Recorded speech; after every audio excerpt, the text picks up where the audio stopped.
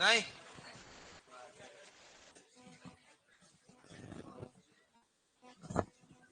चलो लास्ट में क्या पढ़ रहे थे बताओ। उर्वरक देने की, हाँ, उर्वरक देने की विधियां, ठीक है। बताओ लास्ट में क्या पढ़ा अपन ने, सबसे लास्ट में।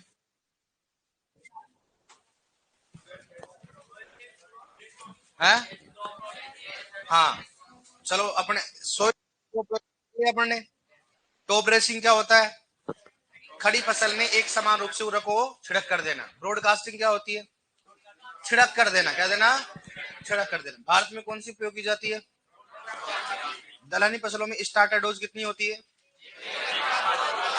परिभाषा क्या होती है स्टार्टर डोज की, दलहनी फसलों में बुआई के समय दी जाने वाली एनपीके की क्या बोलेंगे उसको, स्टार्टर डोज। बेसल डोज में कौन से उर्वरकों का उपयोग करते हैं, फॉस्फोरस व पोटेशियम युक्त उर्वरक, ठीक है। नेक्स्ट बात करते हैं कौन सा, टॉप ड्रेसिंग। टॉप ड्रेसिंग मुख्यतः कौन से उर्वरक का उपयोग करते हैं, कौन सा होता है, और वहां हिल प्लेसमेंट क्या होता है, पौधे के पास में देना, पौधे के देना बताओ पास। फर्टिगेशन क्या होता है, सिंचाई के साथ। सीड कम फर्टिलाइजर में किसकी बुआई की जाती है, 20+ खाद नहीं उर्वरक, 20+ कौन सा होता है, और सीड ड्रिल में ओनली केवल किसकी हुई जाती है बताओ।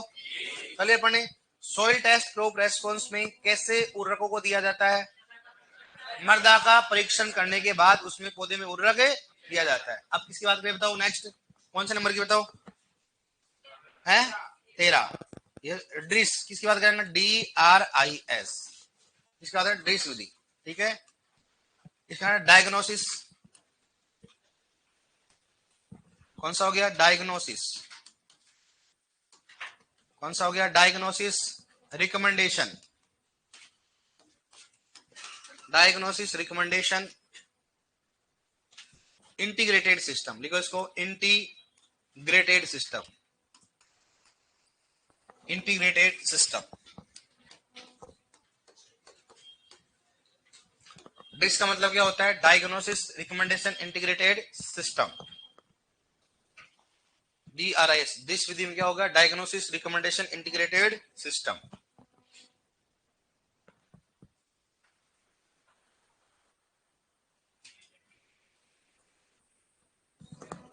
डायग्नोसिस रिकमेंडेशन इंटीग्रेटेड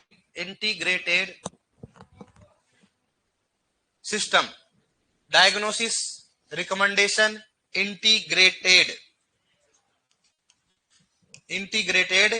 सिस्टम,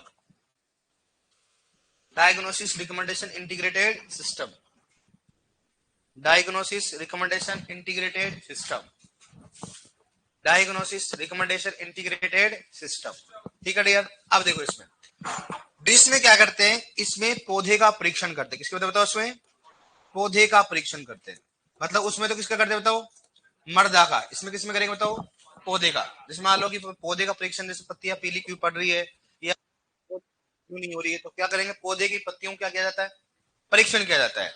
और पौधे में जब परीक्षण कर ले, वही बात है, ब्लड चेक कराने के बाद सब रोगों का मालूम चल जाएगा। एक तो क्या करे, उसको देख कर पता लगाना, और एक क्या करना, उसका चेक करवाना, ब्लड से चेक करने सब कुछ बीमारी मालूम चल जाता है। इसलिए पौधे की पत्तियों क्या किया जाता है, चेक किया जाता है, उसको एनालाइज किया जाता है लैब में ले जाके, तो वहां पर सभी पोषक तत्वों का मालूम चल जाएगा, कौन सा पोषक तत्व क्या है, कमी है, कौन सा ज्यादा होता है। तो इसमें क्या करते बताओ, पौधे का परीक्षण करके क्या दिया जाता है बताओ, क्या दिया जाता है, उर्वरक दिया जाता है। क्या दिया बताओ भाई, उर्वरक क्यों दे रहे हैं, पोषक तत्वों के लिए, इसीलिए दे रहे बताओ पोषक तत्वों के लिए। तो इसमें पौधे परीक्षण के बाद में क्या गया, पौधों में उर्वरक दिया जाता है। अब अगर मान लो ये चीजें कहा, इसमें मुख्यतः उपयोग कहां करें इसको, लंबी वाली, कौन सी लंबी अवधि वाली फसलों की बात करता हूं, लंबी अवधि वाली फसलों की। ऐसा क्यों कारण, आपने मान लो गेहूं में कर लिया, 3 दिन में तो मालूम चला, 5 दिन मतलब 20 दिन बाद रिपोर्ट आई, इतना सल्ट जाएगा पौधा। तो आपके जैसे सुपरवाइजर है काम करेंगे ना, है सही बात है कि नहीं। साहब की पत्ती लेकर चला गया, और मालूम चले 1 महीने बाद में, जब तक गेहूं कट चुके होंगे भाई, पत्ती आएंगे लगभग 2 महीने तो होगा ना पत्ती, तभी तो मालूम चलेगा भाई इसमें कमी है। 2 महीने बाद बेचारे गेहूं हो चुके हैं, और आप 1 महीने बाद रिजल्ट आ गया, देखो मतलब गेहूं तो पकने वाले हैं। तो इस समय किसान आप क्या करेगा बताओ? करेगा कुछ किसान? कुछ नहीं करेगा। उस समय अपने को रिपोर्ट देनी नहीं है, नहीं तो रिपोर्ट आपकी दे देगा फिर वो कि मेरे तो इधर हो गया कल्याण और तू क्या लेके आ रहा है? रिपोर्ट दौड़ा दौड़ा के मारेगा। ठीक है, ऐसा काम कभी नहीं करना है। ठीक है, तो इसलिए मतलब इसमें कौन सा करते हैं? लंबी अवधि, जैसे अमरूद हो गया, आम हो गया, इनमें तो कोई फर्क नहीं पड़ता, 2 महीने बाद में भी होना कोई दिक्कत नहीं है। अमरूद हो गया, आम हो गया, लंबी अवधि वाली फसल में इसका उपयोग रहता है, कम अवधि वाली फसल में इसका उपयोग नहीं होता। इसके खोजकर्ता कौन है? बाउफिल। इसका करते बताओ, बाउफिल है। खोजकर्ता कौन है बताओ? बाउफिल। पहला क्वेश्चन पूछेगा, ड्रिस के खोजकर्ता कौन है? दूसरा, ड्रिस में विधि में क्या किया जाता है बताओ? पौधे के परीक्षण के आधार पर उर्वरक या पोषक तत्वों का निर्धारण किया जाता है। ठीक है, नेक्स्ट बात करते हैं पर्णीय छिड़काव। इसके बाद बताओ पर्णीय छिड़काव। इसके बाद बताओ पर्णीय छिड़काव।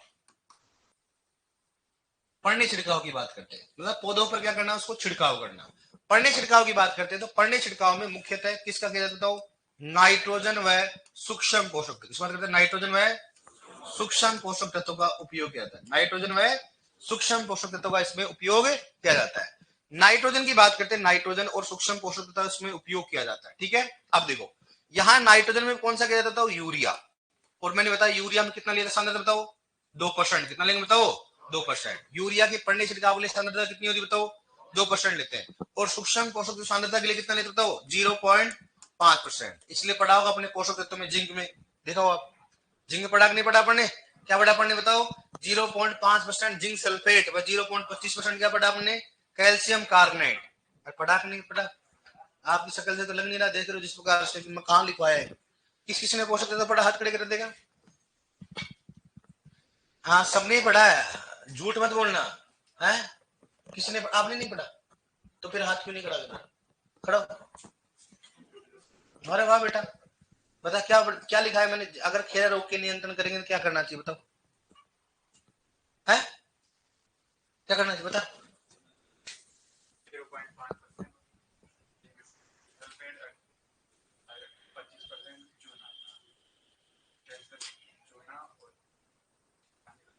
अच्छा, और किलो किलो में बताया था मैंने आपको कितना? कितना था?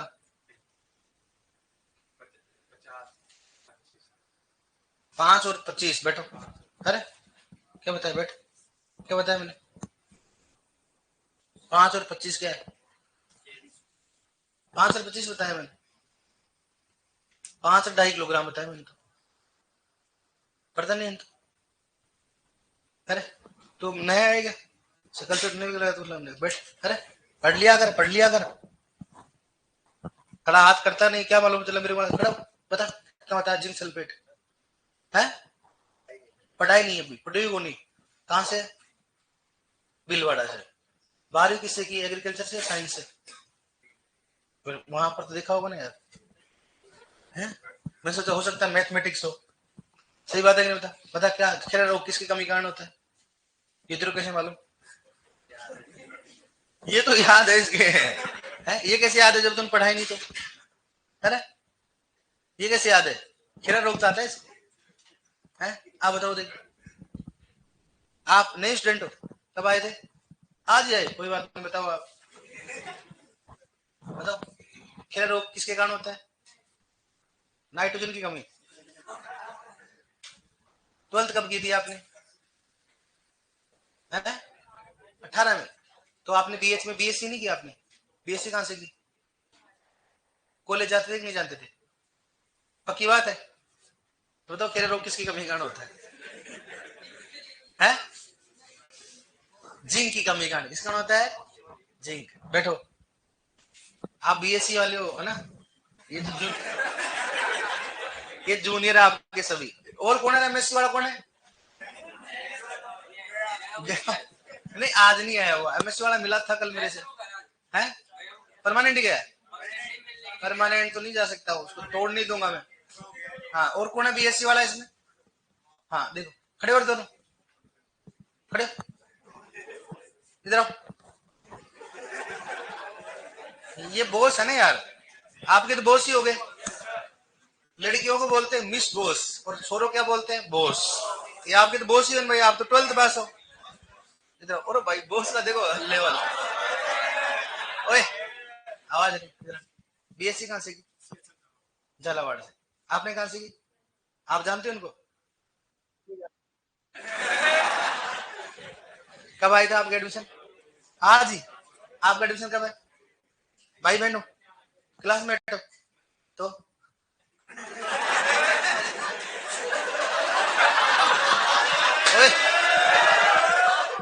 तोड़ दूंगा, ध्यान रखना। मैंने पीएचडी कर ली, मैं अच्छे से जानता हूँ ज्यादा। अब तो आप भी आज का एडमिशन है? अच्छा अच्छा, आपकी कहाँ से बीएससी? गंगानगर से। अच्छा, तो आप आपसे में नहीं जानते हो? अच्छा अच्छा, कोई बात नहीं। आप बोस बताओ, आप तो बोस ही हो गए नाम तो यार। नहीं, मोलिब्डेनम अपने पास एक कमी लिखा, फूल गोभी में एक कमी बताओ आप। जैसे मान लो एक होता है वी पटेल रोग, जानते हो? किसकी कमी का होता है?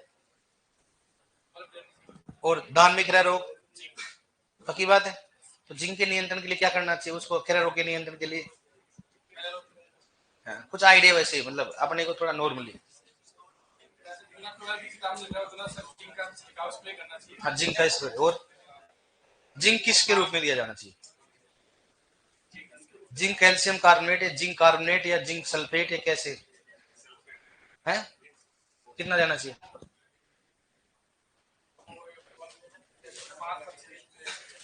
5-25 था? पक्की बात है? चलो ठीक, मान लेते हैं आपकी बात। तो आप बीएससी वाले थोड़ा इधर है ना, थोड़ा आराम से रहना है ना। सही समझ में आ गया ना क्या कहना चाह रहा हूँ मैं? हाँ, मैं तो तोड़ दूंगा, ध्यान रखना। मैं 12th वाले को नहीं तोड़ता हूँ, बीएससी वालों को उठा उठा के पीटता हूँ मैं। क्योंकि बीएससी कर चुकी, इसका मतलब समझ चुकी सीनियर जूनियर क्या है। 12th वाले क्या है,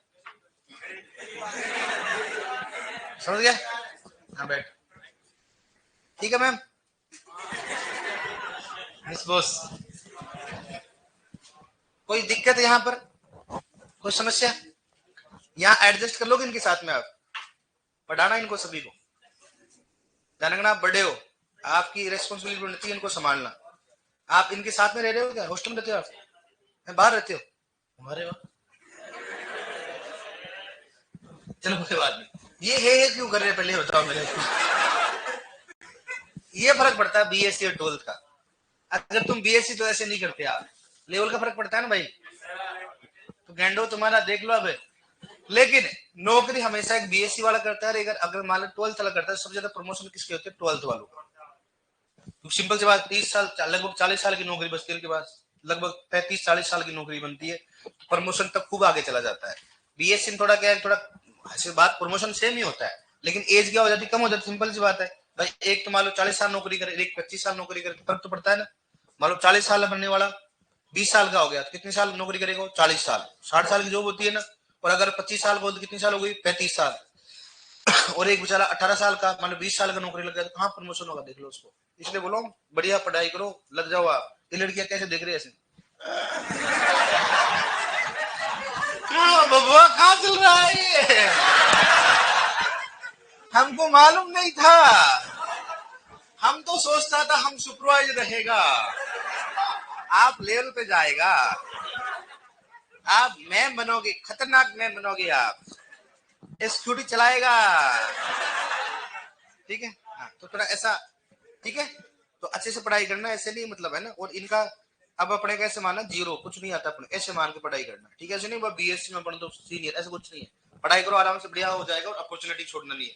पढ़ने छिड़काव में मुख्यतः नाइट्रोजन में सूक्ष्म पोषक तत्व का उपयोग करते हैं। और नाइट्रोजन में कौन सा बताया? यूरिया की सांद्रता कितनी होती है? 2%। और सूक्ष्म पोषक कितना होता है? 0.5%। ये सोच रहे कि आज तो भगवान कैसा दिन होगा रे भाई से, कौन राक्षस से पल्ले पड़ गया? मैं नहीं हूँ, सीनियर हूँ, है ना, राक्षस नहीं है ना। ये सोच मन में, मुझे मालूम, गाड़ी दे दी तो दे, मुझे शकल से मालूम चल जाता है कि तू सोच रही है मन में कि भगवान एक बार क्लास खत्म हो जाए, फिर मन से ना गाड़ी दूंगे इस पीछे से। कोई दिक्कत नहीं। फिर ये शाम को क्या बैटिंग से फिर बात करेंगे ऐसे। वो एक था ना, एक पागल सा आया था, क्या समझता पड़े आपको? सिलेक्शन हो जाए, सबसे पहले टक्कर उसी की लगाऊंगा स्कूटी से। ठीक है, तो इसमें नाइट्रोजन में सूक्ष्म पोषक तत्व का उपयोग करते हैं। और सूक्ष्म पोषक तत्व सांद्रता कितनी है? 0.5। और यूरिया कितनी होती है? 2।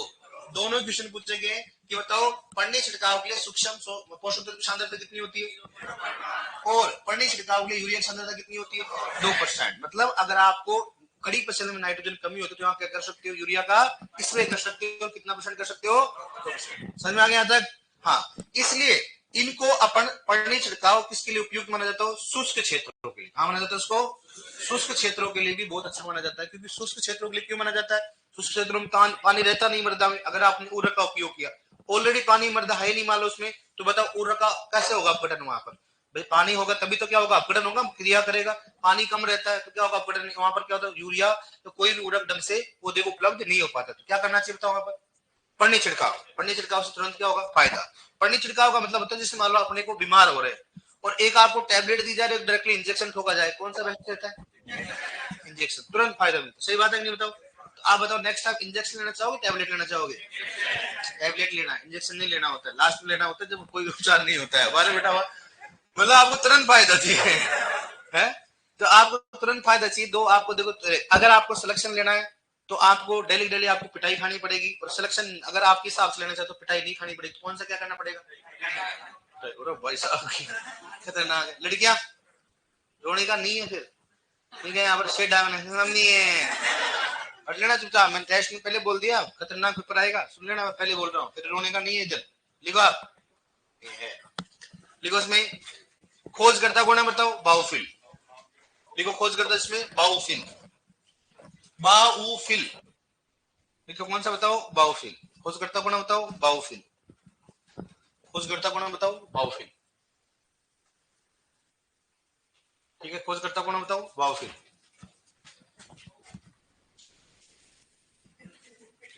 सर मेरा एग्रीकल्चर सुपरवाइजर का 30वां पेपर है, पहली बार कोचिंग कर रहा हूँ, इस बार मुझे सिलेक्शन लेना है। जैसा आप जैसा बोल रहे हो वैसा ही करने के लिए तैयार है, लेकिन एक बार मुझसे सिलेक्शन लेना है भाई साहब। क्यों नहीं होगा, ठीक है, लिखो आप, क्रांति आएगी, बाबा लिखे है क्रांति लिखो आप, खोज करते लिखा आपने। लिखो नेक्स्ट, इसमें पौधे का परीक्षण करके, इसमें पौधे का परीक्षण करके, इसमें पौधे का परीक्षण करके पोषक तत्व या उर्वरकों का प्रबंधन किया जाता है। पोषक तत्व या उर्वरकों का प्रबंधन किया जाता है। पोषक तत्व या उर्वरकों का प्रबंधन किया जाता है। इसमें पौधे का परीक्षण करके पोषक तत्व या उर्वरकों का प्रबंधन किया जाता है। उर्वरकों का प्रबंधन किया जाता है। देखो नेक्स्ट, इसका लंबी अवधि, लिखो इसका लंबी अवधि वाली, इसका लंबी अवधि वाली फसलों में उपयोग किया जाता है। इसका लंबी अवधि वाली फसलों में उपयोग किया जाता है। इसका लंबी अवधि वाली फसलों में उपयोग किया जाता है। इसका लंबी अवधि वाली फसलों में उपयोग किया जाता है। इसका लंबी अवधि वाली फसलों में उपयोग किया जाता है। नेक्स्ट लिखो पड़ने छिड़काव। नेक्स्ट नंबर कौन सा है, नंबर 14, पड़ने छिड़काव। पड़ने छिड़काव, पड़ने छिड़काव, ठीक है, पड़ने छिड़काव। लिखो इसमें, लिखो इसमें नाइट्रोजन युक्त उर्वरक, इसमें नाइट्रोजन युक्त उर्वरक, ब्रैकेट में लिखोगे यूरिया। इसमें नाइट्रोजन युक्त उर्वरक, ब्रैकेट में लिखो यूरिया, नाइट्रोजन युक्त उर्वरक तथा, इसमें नाइट्रोजन युक्त उर्वरक तथा सूक्ष्म पोषक तत्वों का उपयोग किया जाता है। तथा सूक्ष्म पोषक तत्वों का उपयोग किया जाता है। तथा सूक्ष्म पोषक तत्वों का उपयोग किया जाता है। तथा सूक्ष्म पोषक तत्वों का उपयोग किया जाता है। सूक्ष्म पोषक तत्वों का उपयोग किया जाता है। लिखो, लिखो यूरिया का पड़ने, लिखो यूरिया का पड़ने छिड़काव के लिए सांद्रता। यूरिया का पड़ने छिड़काव के लिए सांद्रता। लिखो यूरिया का पड़ने छिड़काव के लिए सांद्रता। यूरिया का पड़ने छिड़काव के लिए सांद्रता बराबर कितना मिलता हो, 2%। लिखोगे इसमें 2%, लिखोगे 2%। यूरिया का पड़ने छिड़काव के लिए सांद्रता बराबर लिखोगे 2%। लिखो नेक्स्ट, लिखो सूक्ष्म पोषक तत्वों का पड़ने छिड़काव के लिए सांद्रता। सूक्ष्म पोषक तत्वों का पड़ने छिड़काव के लिए सांद्रता। सूक्ष्म पोषक तत्वों का पड़ने छिड़काव के लिए सांद्रता। पढ़ने छिड़काव के लिए सांद्रता, सूक्ष्म पोषक तत्वों का पढ़ने छिड़काव के लिए सांद्रता, सूक्ष्म पोषक तत्वों का पढ़ने छिड़काव के लिए सांद्रता बराबर क्या लिखोगे बताओ उसमें कितना लिखोगे 0.5%, 0.5%, 0.5%। लिखो नेक्स्ट। शुष्क क्षेत्रों लिखो, शुष्क क्षेत्रों में पढ़ने छिड़काव प्रभावी माना जाता है। शुष्क क्षेत्रों में पढ़ने छिड़काव प्रभावी माना जाता है। शुष्क क्षेत्रों में पढ़ने छिड़काव प्रभावी माना जाता है। पढ़ने छिड़काव प्रभावी माना जाता है। पढ़ने छिड़काव प्रभावी माना जाता है। पढ़ने छिड़काव प्रभावी माना जाता है। ठीक है डियर, ये अपना कौन सा होगा उर्वरक देने की विधियां। अब अपन एक एक उर्वरक पढ़ेंगे। सबसे पहला कौन सा पढ़ेंगे बताओ? यूरिया। क्या पढ़ेंगे बताओ? यूरिया। फॉर्मूला क्या होता बताओ? उर्वरक चल रहे हैं NH2CO NH। फॉर्मूला क्या होता बताओ? पूछते हैं यूरिया का फॉर्मूला क्या होता है बताओ? NH2CO NH। ठीक है, देखो इसको यूरिया। उर्वरक देने की विधि खत्म हो गई। अब एक एक उर्वरक को पढ़ेंगे भाई। बनाने की विधि होती है, क्या होती है क्या नहीं होती है, मृदा में क्या क्रिया होती है, कौन कौन सी बनाने की विधि होती है। तो सबसे पहले लो इसमें यूरिया। फॉर्मूला क्या होता है? NH2CO NH2। NH2CO NH2 NH2CO NH2। ठीक है डियर, अब देखो सबसे पहले देखो खोजकर्ता। खोजकर्ता कौन है इसके? कौन सा होता है इसके? राउलिंग। इसमें क्या होता है उसके? राउलिंग। कब किया था बताओ? 1773 में। 1773। इसका संश्लेषण किसने किया गया था? यूरिया का संश्लेषण किसने किया था बताओ? वोलर ने किया था। ठीक है, और वोलर ने कब किया था? 1828। मतलब देखो खोजकर्ता कौन है? राउलिंग। और सच लिखने किया था वोलर। यूरिया का सबसे पहले देखा गया कि एक मूत्र में खोजा गया। कहां का उसको? और मूत्र किसका था बताओ? पेलेग्रा। किस बात करते बताओ? पेलेग्रा। पेलेग्रा नामक रोगी के मूत्र से पृथक किया गया। मतलब यूरिया को पेलेग्रा नामक रोगी के मूत्र से पृथक किया। देखा गया कि कोई ऐसा पदार्थ है जो कि इसकी यूरिन की उसमें यूरिन में क्या है? ज्यादा है, और पाया गया उसका नाम क्या दिया बताओ? यूरिया। देखो दुनिया कहां कहां खोज कर रही है, और ये गैंडे चुपचाप पड़े हुए हमारे। देखो दुनिया, उन्होंने देखा भाई साइंटिस्ट, उसने देखो यार ये जो है नॉर्मली ह्यूमन की यूरिन में अपन टेस्ट करे थे, लेकिन ये अलग ही है, इसमें क्या है कुछ ना कुछ क्या है ज्यादा है। उसका नाम क्या दिया उन्होंने बताओ? यूरिया। और यूरिया एकमात्र ऐसा उर्वरक है जो कि अकार्बनिक पदार्थ से कौन सा बनाया गया है? अकार्बनिक से कौन सा बनाया गया बताओ? कार्बनिक। याद रखना, एकमात्र ऐसा उर्वरक है जो कि अकार्बनिक से क्या बनाया गया? कार्बनिक बनाया गया। ये अकार्बनिक पदार्थ कौन सा बताओ? Ammonium cyanate. क्या नाम उसको बताओ? अमोनियम कौन सा हो गया? साइनेट। अमोनियम कौन सा हो गया? साइनेट। मतलब अकार्बनिक पदार्थ से कौन सा बनाया गया? कार्बनिक बनाया। मतलब ये एकमात्र ऐसा उर्वरक है जो कि अकार्बनिक से क्या बनाया गया? कार्बनिक। किसके मूत्र से ग्रहण किया गया इसको? पेलेग्रा नामक रोगी के मूत्र से ग्रहण किया। ठीक है, अब सुनो, यूरिया सबने देखा होगा आपने। तो यूरिया अगर मान लो, सबसे पहले बात कर, अम्ल तुल्यांक क्षार तुल्यांक होता है इसका, है अम्ल या क्षार? अम्ल होता है। इसलिए इसकी प्रकृति कैसी होती है? लगातार उपयोग करने से मृदा अम्ल हो जाती है। और इसकी प्रकृति कौन सी होती है? आर्द्रता ग्राही। कौन सी बताओ? आर्द्रता ग्राही प्रकृति। आर्द्रता ग्राही प्रकृति मतलब क्या होता है? जैसे नमक देखा आपने, नमक बारिश के दिनों में नमक क्या होता है बताओ? सीम जाता है, उसको बोलते हैं आर्द्रता ग्राही। क्या बोलते हैं इसको?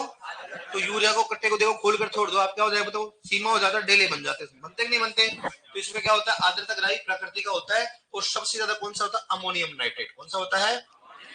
हाँ, अमोनियम नाइट्रेट सबसे ज्यादा होता है। और अगर अमोनियम नाइट्रेट नहीं हो तो कौन सा करोगे आप? यूरिया। कौन सा करोगे? यूरिया। और कम कौन सा होता है? DAP। कौन सा होता है? DAP। देखते नहीं देखो, अब कई बार अगर आपको याद है तो अपन DAP को ऐसे लेके ऐसे फूंक मारते थे। मारते कि नहीं मारते थे? वो पता करते थे, अपने को नहीं मालूम क्यों मारते थे, लेकिन आप मारते थे कि नहीं मारते थे? हाँ, यूरिया को वैसे करते थे, यूरिया क्या हो जाता था? पिघल जाता था। तो पहले के आदमी पता करते थे भाई ये यूरिया खराब है, DAP खराब, वो पता करने का तरीका था। लेकिन अपन सोचते थे मजा आता, अपने अच्छा मजा आ रहा है वो पता करने के लिए। आपने कभी देखा लड़कियां कहाँ जाती है? आपने कभी देखा सर? आराम से घर पे बर्तन वगैरह मांजने में व्यस्त रहती थी। सही बात है कि नहीं है? हाँ, वैसे मान लो कभी जैसे मान लड़के होते हैं रात को पानी पाना भी करते हैं ना। सही बात है कि नहीं? लड़कियां नहीं करती, जैसे मान लो हमारे सिस्टर वगैरह नहीं करती। क्यों नहीं करती है? रात डर लगता है, सही बात है कि नहीं? अब लड़कों को किससे डर लगता है? कोई लड़कों को डर ही नहीं लगता है। भूत, अरे दादा भूत। कहाँ है? तुम खुद ही भूत हो, तुम्हारे पास कौन आएगा रहे है? हाँ, इसलिए मैं लड़कियों का हमेशा बोलता हूँ थोड़ा ये फालतू में कुछ भी ऐसी चीज मत लगाया करो। यहाँ चौराहे पड़ते 4 और पड़ गए ना भूतनी एक बार पीछे, तो इधर करते ना सुपरवाइजर तेरी है लड्डू खाऊंगी। घर वाले बोला यार इसको भेजा तो था पढ़ने के लिए, लाडू क्यों खा रही है? ध्यान रखना, चौराहे पड़ते हैं 4, हिसाब से चला करो, ध्यान रखना। उधर क्या मालूम चला उधर मिठाई खा रही है, उधर मालूम को पीछे हो गया तो फिर बाद में ऐसे करोगे भूतनी पीछे लग जाएगी। इनकी तो कोई टेंशन नहीं, ये तो चाहते ही कोई मेरी भूतनी आए। इनके भूत और भूतनी 4 कोस दूर होती है। बेरोजगार क्या करूंगा इसका, खुद ही 3 दिन में एक बार रोटी खाता टंकी। इसके मैं और भूखा मरूंगा कि तू जा दादा, हम कोई नहीं कुछ नहीं करेंगे आपका। इसलिए इनके भूत तो क्या, भूतनी तो आस पास नहीं आती इनके, और गलती से आता तो कोई भूत ही आता, वो भी कोई बेवड़ा टाइप आदमी आता है।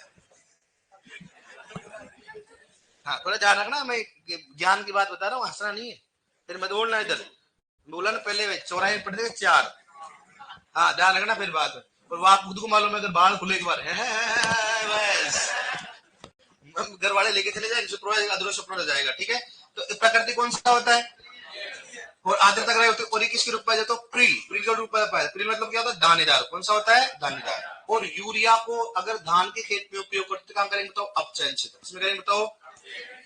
यूरिया कौन सा? नाइट्रोजन युक्त उर्वरक, फास्फोरस युक्त उर्वरक? तो मैंने बोला कोई भी नाइट्रोजन युक्त उर्वरक को कहां डाला जाता है बताओ? अपचयन क्षेत्र। स्पेशली किसको? अमोनिकल को। तो सिंपल सी बात, कोई भी उर्वरक हो अमोनियम में तो कन्वर्ट होगा ही, तभी तो किसमें होगा? वो नाइट्रेट में होगा, सबसे पहले अमोनियम होगा। इसलिए नाइट्रोजन युक्त उर्वरक को कहां देना चाहिए बताओ? अमोनिकल। कहां देना चाहिए उसको? अमोनिकल। कहां देना चाहिए? अपचयन क्षेत्र में। कहां देना चाहिए अपने को? नाइट्रेट तो उपयोग करना ही नहीं चाहिए। करते हो तो भी कहां करोगे आप उसको? ऑक्सीकरण में करोगे, और अपचयन में करने के बाद भी क्या होगा? उसका नुकसान नहीं होता। ठीक है डियर, तो एक कौन से क्षेत्र में दिया जाता हो? अपचयन के रूप में। एक होता है यूरिया सुपर ग्रेनुलर, इस बात करता हूं, यूरिया सुपर ग्रेनुलर। सुपर कौन सा हो गया? ग्रेनुलर। ठीक है, यूरिया सुपर ग्रेनुलर कितना? 1 ग्राम। मतलब यूरिया का जो कण होता है ना, अगर मोटा होता है उसको बोलते हैं यूरिया सुपर ग्रेनुलर। पूछा गया, ध्यान रखना कि इनमें से कौन कौन सा और किस रूप में पाया जाता है? कोई दानेदार होता है, कोई सुपर ग्रेनुलर होता है, कोई पाउडर के रूप में पाया जाता है, कोई क्रिस्टल के रूप में पाया जाता है। तो किस रूप में पाया जाए बताओ? प्रिल के रूप में पाया जाता है। किसके रूप में पाया जाएगा? Urea super. मतलब इसके दाने क्या होते हैं? मोटे होते हैं, और दाने मोटे क्या बोलते हैं? यूरिया सुपर ग्रेनुलर कहा जाता है। ये कितने ग्राम को बताओ? 1 ग्राम का। अब मैं बोलूं अगर मान लो यूरिया को मृदा में डाला जाए, इसके बाद यूरिया को मृदा में डाला जाए तो उसमें क्या क्या क्रिया होगी वो बात करते हैं। एक बार इसको लिखो भैया। हाँ सर, लड़कियों तो लड़कों भी नहीं बोल सकती है, अकेले में ही मिल। क्या बोल रहे हैं गंडे? ओ गंडे, देखो खोज करता, लिखो खोज कर, यूरिया खोज करता कौन? लिखो रावली 1713। और संश्लेषण किसने किया था? बोलर ने 1828। खोज करता कौन बताओ? रावली 1773। और संश्लेषण किसने किया था बताओ? बोलर। कब किया था? 1828। 1828। 1828। 1828 लिख लिया? लिखो लिखो लिखो, यूरिया को बोलर 1828 लिख लो। यूरिया को पेलेग्रा, लिखो यूरिया को, लिखो लिखो, खोज करता कौन है बताओ? रावले। संश्लेषण किया था होलर। कब किया था? 1828। लिखो, यूरिया को पेलेग्रा नामक रोगी के मूत्र से, यूरिया को पेलेग्रा नामक रोगी के मूत्र से पृथक किया गया। पेलेग्रा नामक रोगी के मूत्र से पृथक किया गया। पेलेग्रा नामक रोगी के मूत्र से पृथक किया गया। पेलेग्रा नामक रोगी के मूत्र से पृथक किया गया। ठीक है, लिखो नेक्स्ट। यह है पेलेग्रा नामक रोगी के मूत्र से पृथक किया, लिख लिया आपने? लिखो नेक्स्ट। यह है अकार्बनिक पदार्थ से, यह अकार्बनिक पदार्थ से, यह अकार्बनिक पदार्थ से, के लिए बताओ? अमोनियम साइनेट। फॉर्मूला होता है NH4CNO। नहीं लिखवा रहा हूं क्योंकि पूछेगा नहीं अपने को ना। लिखो, यह अकार्बनिक पदार्थ से, के लिखोगे अमोनियम साइनेट। लिखोगे अमोनियम साइनेट। अमोनियम कौन सा हो गया? अमोनियम साइनेट। ब्रैकेट में ना, अकार्बनिक पदार्थ से कार्बनिक उर्वरक बनाया गया। अकार्बनिक पदार्थ से कार्बनिक उर्वरक बनाया गया, कार्बनिक उर्वरक बनाया गया, कार्बनिक उर्वरक बनाया गया, कार्बनिक उर्वरक बनाया गया। लिखो नेक्स्ट, लिखो यूरिया का लगातार उपयोग करने से मृदा अम्लीय हो जाती है।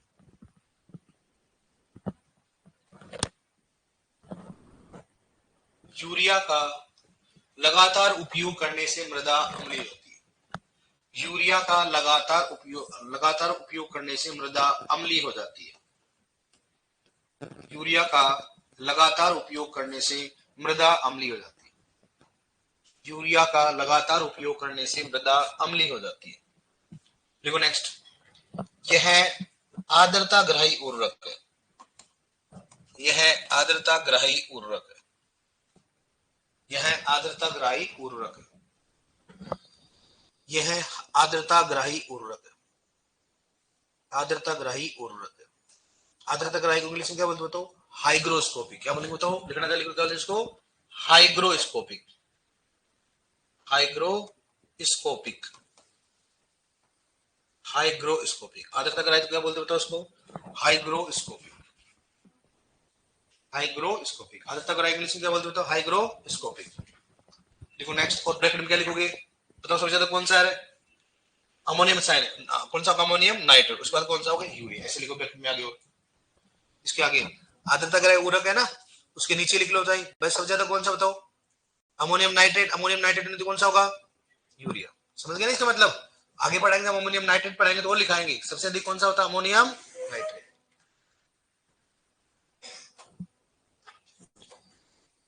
लिख लिया? अमोनियम नाइट्रेट के बाद कौन सा बताओ? यूरिया। लिखो नेक्स्ट, नोट डाल के लिखो, लिखो लिखो सबसे कम आर्द्रता ग्राही उर्वरक, सबसे कम आर्द्रता ग्राही उर्वरक, सबसे कम आर्द्रता ग्राही उर्वरक बराबर लिखो डीएपी। मतलब जो भी अपन पढ़ा रहे उनमें से ना, सबसे कम आर्द्रता ग्राही उर्वरक बराबर लिखो डीएपी।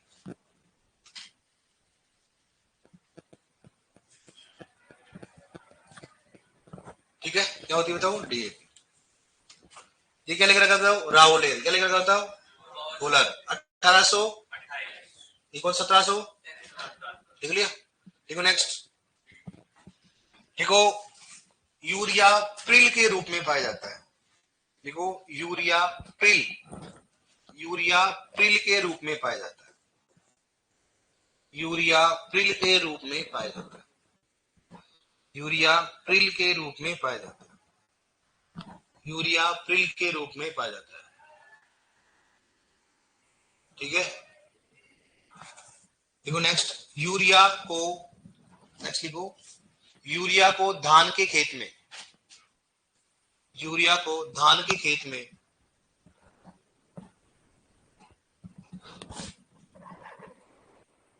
यूरिया को धान के खेत में अपचयन क्षेत्र में दिया जाता है। यूरिया को धान के खेत में अपचयन क्षेत्र में दिया जाता है। यूरिया को धान के खेत में अपचयन क्षेत्र में दिया जाता है, अपचयन क्षेत्र में दिया जाता है। आगे बताओ, अपचयन क्षेत्र में दिया जाता है। देखो नेक्स्ट, 1 ग्राम यूरिया, लिखो ऐसे लिखो, यूरिया ऐसे लिखो, यूरिया सुपर ग्रेनुलर, लिखो यूरिया सुपर ग्रेनुलर बराबर लिखो 1 ग्राम, लिखो urea super granular, urea super granular, urea super granular, urea super granular बराबर क्या बताओ? 1 ग्राम। ठीक है, बराबर लिखो 1 ग्राम। मतलब उसका वजन कितना होना चाहिए? एक कण का वजन कितना होना चाहिए?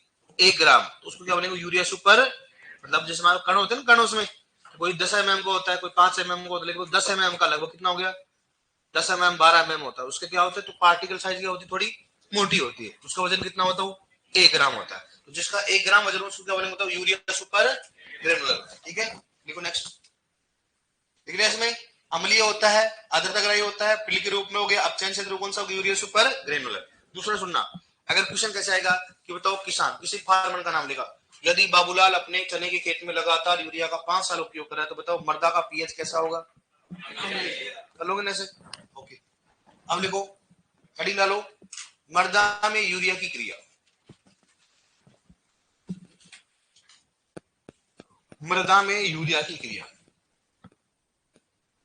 मृदा में यूरिया की क्रिया, मृदा में यूरिया की क्रिया। इधर देखो आप, फॉर्मूला क्या होता है बताओ यूरिया का, NH2CO NH2।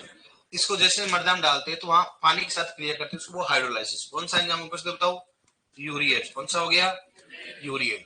और यूरिएज एंजाइम क्रियाशीलता किसमें बढ़ती है बताओ, पहले खाना गर्म पोषक तत्वों में, कौन सा हो गया, निकल। कौन सा होता है, निकल पोषक तत्व की उपस्थिति में यूरिएज एंजाइम की क्रियाशीलता क्या होगी, बढ़ेगी। और यहाँ पर बनेगा अमोनियम कार्बोनेट, अमोनियम और अमोनियम कार्बामेट। अमोनियम कौन सा हो गया, कार्बामेट। इस बात करते हैं कार्बामेट, ठीक है। और ये फिर क्या बनेगा, अमोनियम कार्बोनेट। इस बात करते हो अमोनियम कौन सा हो गया, कार्बोनेट, अमोनियम कार्बोनेट। सबसे पहले कौन सा बनेगा बताओ, अमोनियम कार्बामेट। फिर बाद में कौन सा बनेगा, तो अगर दोनों ऑप्शन है सबसे पहले किसको करना पड़ेगा, अमोनियम कार्बामेट, ठीक है। इसका फॉर्मूला होगा NH2COO NH4, ठीक है। और यहाँ इसका फॉर्मूला क्या बताओ, क्या होगा, अमोनियम क्या होगा, कार्बोनेट, क्या होगा फोल्ट वाइज, कौन सा हो गया, CO3। ये तो कौन सा हो गया, अमोनियम कार्बोनेट। मतलब मृदा में जब यूरिया को डालते हो तो जैसे उसकी पानी के साथ क्रिया करके किस एंजाइम की उपस्थिति में, यूरिएज, किस मतलब का, अमोनियम कार्बोनेट। अमोनियम कार्बोनेट किसमें कन्वर्ट होगा बताओ, ये होगा अमोनियम, किसमें कन्वर्ट होगा बताओ। अब आगे तो अपने को आता ही है, अमोनियम किसमें कन्वर्ट होगा बताओ, नाइट्राइट, किसमें होगा, नाइट्राइट।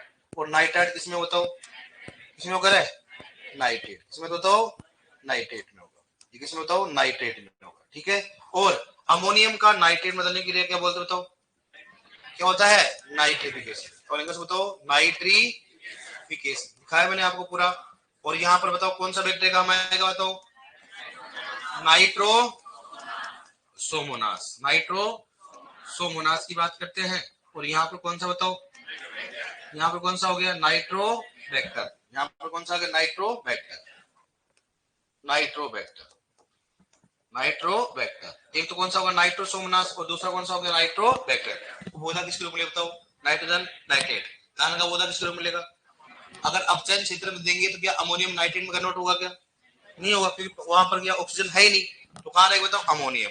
भाई अपचयन क्षेत्र में, अपचयन में ऑक्सीजन होता है कि नहीं होता है, बताया मैंने। आप अपचयन क्षेत्र किसे कहेंगे, जिसमें ऑक्सीजन होता है। और ऑक्सीजन कौन सा होता है, इसमें ऑक्सीजन, अपचयन में ऑक्सीजन होता है कि नहीं होता है, नहीं होता है। इसलिए डायरेक्टली वहां पर क्या देंगे, यूरिया देंगे।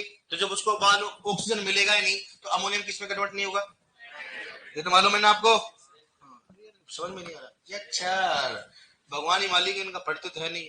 अब अपने क्वेश्चन बनेगा ऐसे कि बताओ, यूरिएज अमोनिया यूरिया को मृदा में डालने पर कौन सा उसका हाइड्रोलाइसिस होता है, कौन सा एंजाइम काम आता है, यूरिएज। यूरिएज एंजाइम की क्रियाशीलता किस पोषक तत्व की उपस्थिति में बढ़ता है, निकल होगा। यूरिया को मृदा में उपयोग करने पर बनने वाला प्रथम अस्थायी उत्पाद कौन सा होता है, अमोनियम कार्बामेट या अमोनियम, दोनों आए तो सबसे पहले क्या करना पड़ेगा, तो ये कौन सा होता है, प्रथम अस्थायी उत्पाद। कौन सा बताओ, ये प्रथम अस्थायी उत्पाद होता है। कौन सा होता है, प्रथम अस्थायी। तो लोग आप इसको, और अमोनियम कार्बामेट होता है, अमोनियम किस में बदलता हूँ, अमोनियम, अमोनियम किस में बदलता है, नाइट्राइट, नाइट्राइट से। तो बताओ यूरिया में, अगर मैं बोलूं बताओ, यूरिया में नाइट्रोजन किस रूप में पाई जाती है, एन पाई जाती है, लेकिन पौधा किस रूप में लेता है, सही बात है ना, अमोनियम और नाइट्रोजन, बताए ना। लेकिन यूरिया कौन सा उर्वरक है, एमाइड। कौन सा है, उसको डिवाइड किया गया, उसको बनाने के आधार पर उसको डिवाइड किया, भाई नाइट्रेट वाला होगा, एमाइड वाला होगा। तो उसमें नाइट्रोजन तो किसके रूप में होती है, एन के रूप में, लेकिन वो एन किसके रूप में होता है, एमाइड। किसके रूप में आएगा, पढ़ा होगा आपने। लेकिन पौधा किसके रूप में लेगा बताओ, अमोनियम और, चलोगे आप इसमें। पहला क्वेश्चन होगा कौन सा एंजाइम काम आता है, दूसरा प्रथम अस्थायी उत्पाद कौन सा होता है, लगातार उपयोग करने से मृदा कौन सी जाती है, यूरिया हाइग्रोस्कोपिक होता है कि नहीं होता है, होता है। सबसे ज्यादा कौन सा होता है, अमोनियम नाइट्रेट। कौन सा होता है, अमोनियम। धान के खेत में कहाँ उपयोग करना चाहिए, कहाँ करना चाहिए, लगातार उपयोग करने से मृदा, खोजकर्ता कौन है यूरिया के, संश्लेषण किसने किया था, किसने किया था, पृथक कहां से किया गया था, हाँ। ऐसा कौन सा उर्वरक है जो कि अकार्बनिक से कार्बनिक बनाया गया, यूरिया। यूरिया कार्बनिक है, कार्बनिक है, अम्लीय कौन क्षारीय है, एमाइड है कि नाइट्रेट युक्त उर्वरक है, हेलो क्या तक, क्या बात, लिखो फिर। टैलेंटेड हो गया ही हो गया। इतना टैलेंट कहां से आया आपको? तो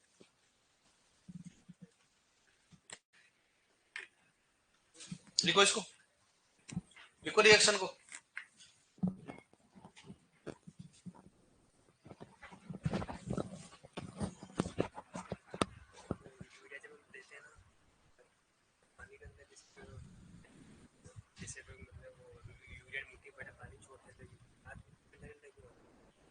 उष्मा क्या होती है? उष्मा।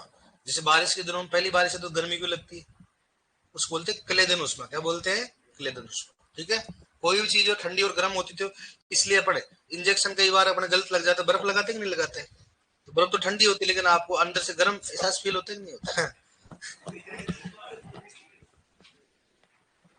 और भाई लोग बढ़िया है?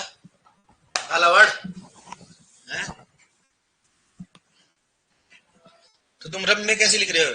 फिर कापी नहीं लेके आए? अच्छा अच्छा।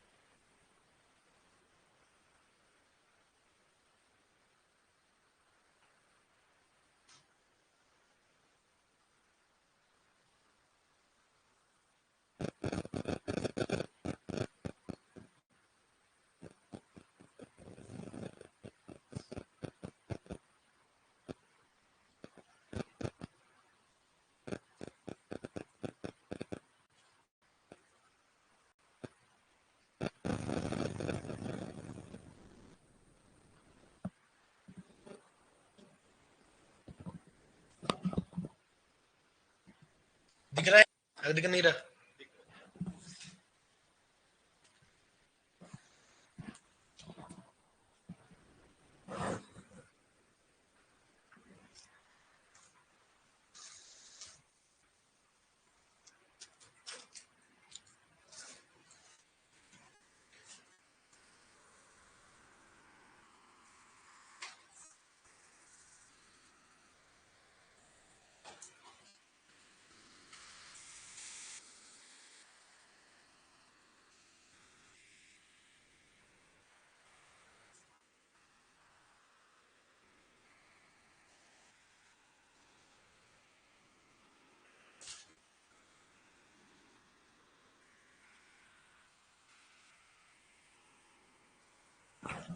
डन।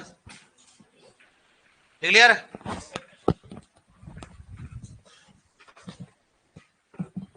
लिखो इसमें। लिख लिया सभी ने? लिखो लिखो। ये लिख रखा बताओ। आगे वाले नहीं लिखे, पीछे वाले लिख लिए बताओ। अमोनियम कार्बामेट हो गया, अमोनियम कार्बोनेट हो गया, और कौन सा अमोनियम नाइट्राइट और नाइट्रेट हो गया। तो लिखा है, अपन लिखा रखा है नाइट्रोसोमोनास नाइट्रो बैक्टर। इसको क्या बोलते? तो नाइट्री। देखो, यूरिया को मृदा में डालने के बाद, देखो यूरिया को मृदा में उपयोग करने के बाद, यूरिया को मृदा में उपयोग करने के बाद, यूरिया को मृदा में उपयोग करने के बाद बनने वाला प्रथम अस्थायी उत्पाद, यूरिया को मृदा में उपयोग करने के बाद, उपयोग करने के बाद बनने वाला प्रथम अस्थायी उत्पाद, बनने वाला प्रथम अस्थायी उत्पाद बराबर क्या बताओ? कौन सा होता है? कौन सा होता है? Ammonium carbamate. और ये ऐसे लिख लो, मैंने लिखा है बराबर, लिख के ऐसे लिख लो अमोनियम कार्बामेट। अगर ये नहीं हो तो कौन सा होगा? Ammonium carbonate. Ammonium carbamate. इसका मतलब समझ गए ना? इसका मतलब क्या होता है? मतलब सबसे पहले इसको करना, अगर नहीं हो तो क्या करना पड़ेगा? इस वाले करना अमोनियम कार्बामेट। फिर क्या करोगे? Ammonium carbonate. प्रथम बनने वाला अस्थायी उत्पाद बराबर कौन सा मतलब? Ammonium carbamate. या कौन सा होगा? Ammonium carbonate.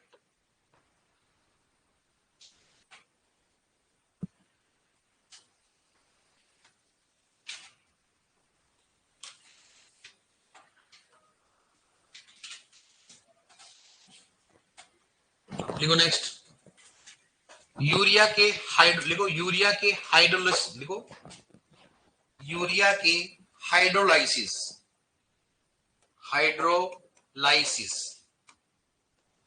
यूरिया के हाइड्रोलाइसिस। हाइड्रोलाइसिस का मतलब क्या होता है? जल का साथ क्रिया। क्या होती है? जल के साथ क्रिया। क्या होता है बताओ, पढ़ने के लिए? जल के साथ क्रिया, जल के साथ क्रिया। यूरिया के हाइड्रोलाइसिस, जल के साथ क्रिया, जल के साथ क्रिया। यूरिया के हाइड्रोलाइसिस के दौरान, यूरिया के हाइड्रोलाइसिस के दौरान यूरिएज एंजाइम काम आता है, यूरिएज एंजाइम काम आता है, यूरिएज एंजाइम काम आता है, यूरिएज एंजाइम काम आता है। हाइड्रोलाइसिस मतलब क्या? जैसे मर्दा में डालोगे तो किसके साथ क्रिया करेगा? जल के साथ। और जल के साथ में क्या बताओ? अगर जल के साथ करेगा कौन सा एंजाइम आएगा? हाइड्रोलाइसिस। और हाइड्रोलाइसिस का किस में बदलेगा बताओ? Ammonium carbamate. अमोनियम कार्बामेट तो अमोनियम, इसका मतलब यूरिएज एंजाइम काम नहीं करेगा तो किसमें नहीं बदलेगा?